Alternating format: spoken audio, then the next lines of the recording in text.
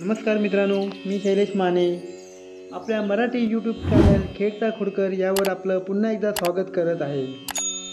गेल्या व्हिडिओमध्ये मी तुम्हाला दिल्ली आग्रा येथील ताजमहलबद्दल काही माहिती सांगितली होती. आज मी तुम्हाला या व्हिडिओद्वारे आपल्या महाराष्ट्रातील पुणे या शहरातील देहू रोड आळंदी या वारकरी संप्रदायाचे प्रेरणास्थान असलेल्या तीर्थक्षेत्राबद्दल काही माहिती सांगणार आहे.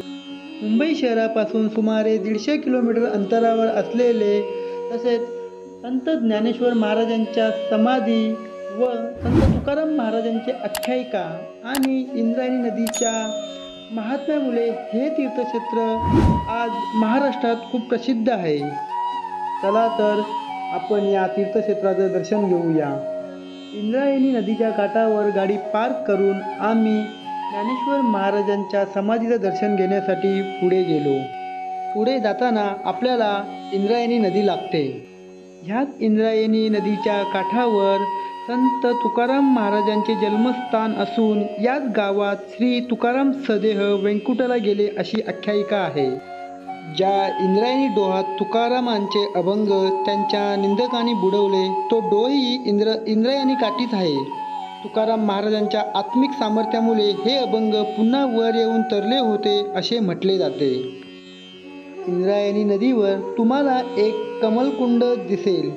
ह्याच कमलकुंडात अस्थि विसर्जन केले जातात. इंद्रायणी नदीच्या महात्म्यामुळे आणि संतांच्या पदस्पर्शाने पावन झालेल्या ह्या तीर्थक्षेत्राला छोटं पंढरपूर असंही म्हटलं जातं. नदीच्या काठावर 2 पिण्याच्या पाण्याचे कुंड असून यामध्ये स्वच्छ पिण्याचे पाणी आहे. जसे आपण पंढरपूरला गेल्यावरती कलशमध्ये पाणी भरून आपल्या देवाऱ्यात ठेवतो, तसंच इथलंही पाणी आपण आपल्या कलशमध्ये भरून देवाऱ्यात ठेवू शकतो. इथून पुढे आम्ही ज्ञानेश्वर महाराजांचे समाधी मंदिर असलेल्या ठिकाणी दर्शन घेण्यास गेलो. संत ज्ञानेश्वरांनी आपल्या जीवनातील काही काल येथे व्यतीत केला. या आळंदी गावाला देवाची आळंदी असे म्हणतात, कारण चोराची आळंदी आणि म्हातोबाची आळंदी या नावाची आणखी गावे पुणे जिल्ह्यातील हवेली तालुक्यात आहेत. ही देवाची आळंदी पुण्यापासून 25 किलोमीटरवर आहे. वारकरी लोकांसाठी तसेच समस्त मराठी जनांसाठी या आळंदीला मोठे महत्त्व आहे. ज्ञानेश्वरांनी वयाच्या 21व्या वर्षी येथे म्हणजे 1296 साली जिवंत समाधी घेतली आणि तुम्ही पाहू शकता त्याच जागी आज एक सुंदर समाधी मंदिर दिसत आहे, जे इसवी सन 1570 मध्ये बांधण्यात आले असे सांगितले जाते.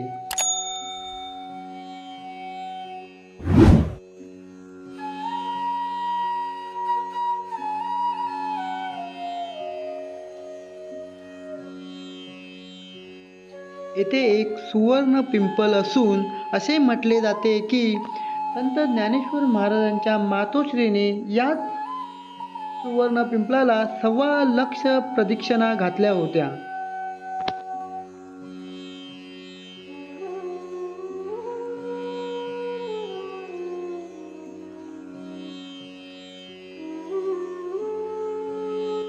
येथून पुढे गरुड मंदिर आणि मारुती मंदिर पाहिल्यानंतर तुम्हाला संत ज्ञानेश्वर महाराजांच्या पालखीचे दर्शन होईल. महाराजांच्या पालखीचे दर्शन घेऊन तुम्हाला पुढे रांगेत उभं राहून आतमध्ये जिथे ज्ञानेश्वर महाराजांची समाधी आहे तिथे जावे लागेल.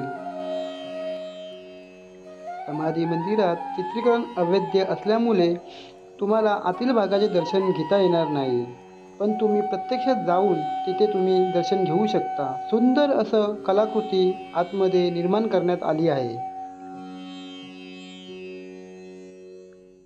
इथे ज्ञानेश्वर महाराजांचा असाही एक इतिहास आहे की चांगदेव नावाचे एक ज्येष्ठ योगी ज्ञानेश्वर महाराजांना भेटायला वाघावर बसून आले होते.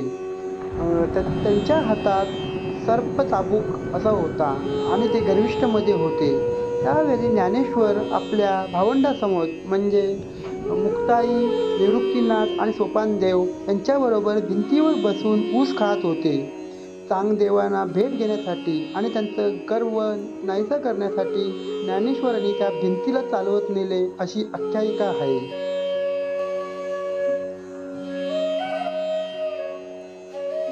आषाढी महिन्यातील एकादशीला आळंदीहून निघून पंढरपुराला ज्ञानेश्वर महाराजांची पालखी जाते.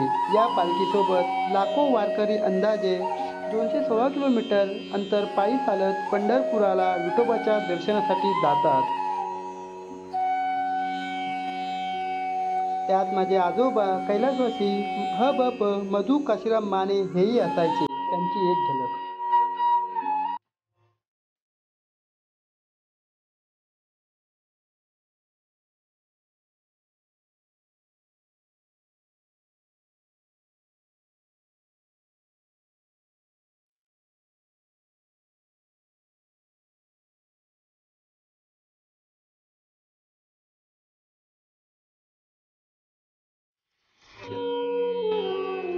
या लहानग्यांचा जे रामकृष्ण हरी आणि इंद्रायणी नदी तसेच संत ज्ञानेश्वर महाराजांच्या पालखीला नमस्कार करून मी माझ्या व्हिडिओची सांगता करतो.